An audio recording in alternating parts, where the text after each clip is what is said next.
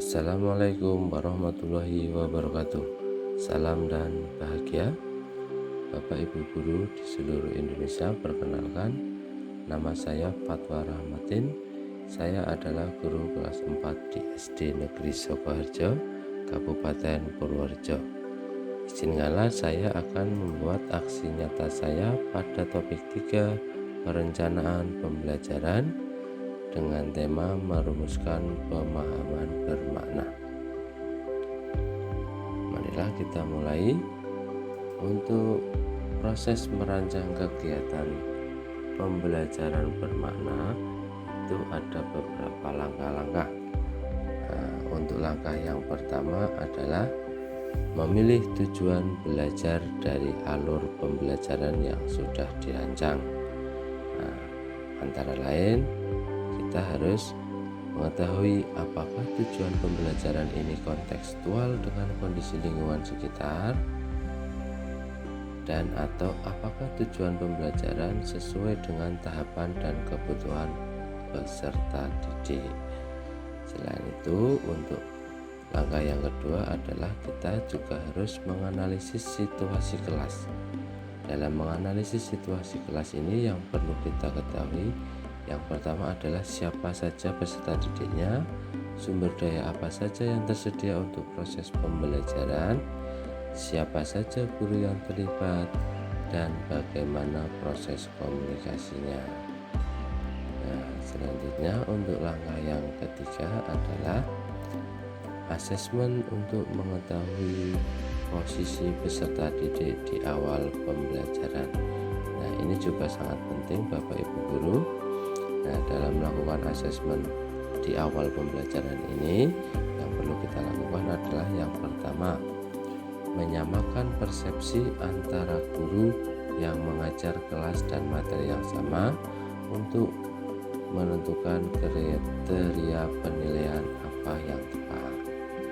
Kemudian juga harus memberikan pemahaman kepada peserta didik tentang asesmen atau pengukuran ketercapaian kompetensi.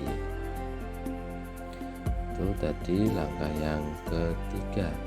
Untuk langkah yang selanjutnya adalah menentukan metode dan strategi untuk mencapai tujuan pembelajaran.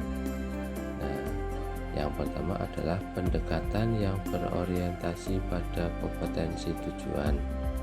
Yang kedua, memberikan stimulus agar peserta didik terlibat aktif dalam mencapai tujuan pembelajaran. Dan yang ketiga adalah memilih metode pembelajaran dan konsep pedagogis yang akan digunakan. Itu tadi untuk langkah-langkahnya. Kemudian untuk langkah yang selanjutnya adalah memilih dan menetapkan perangkat ajar serta aktivitas pembelajarannya. Dalam memilih dan menetapkan perangkat ajar ini, kita harus memperhatikan beberapa hal, antara lain berdiskusi dengan peserta didik terkait ide pokok materi dan hubungan dengan situasi yang nyata. Kemudian kita juga harus berdiskusi dengan guru pada level yang sama terkait kompetensi apa yang perlu diasah agar tujuan pembelajaran dapat tercapai. Untuk langkah yang selanjutnya adalah kita juga harus mensosialisasikan target belajar dan menyepakati pembelajaran bersama peserta didik. Dalam hal ini kita juga harus, apa yang harus kita sosialisasikan adalah apa saja target yang akan dicapai.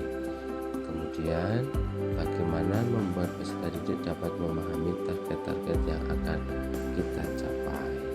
Itu kita juga harus membuat kesepakatan dengan peserta didik. Untuk langkah yang selanjutnya adalah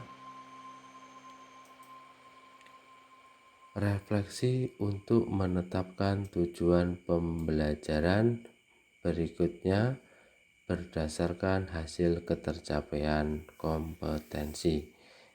Ini untuk langkah yang terakhir adalah kita melakukan refleksi.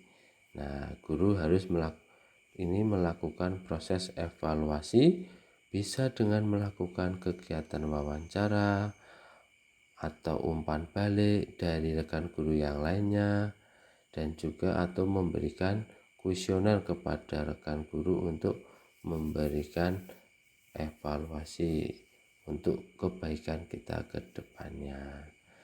Nah, mungkin ini aksi nyata saya pada topik 3 dengan tema merancang pemahaman yang bermakna. Sekian yang dapat saya sampaikan. Banyak kesalahan saya dalam menyampaikan.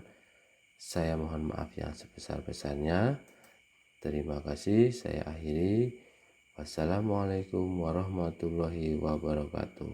Salam.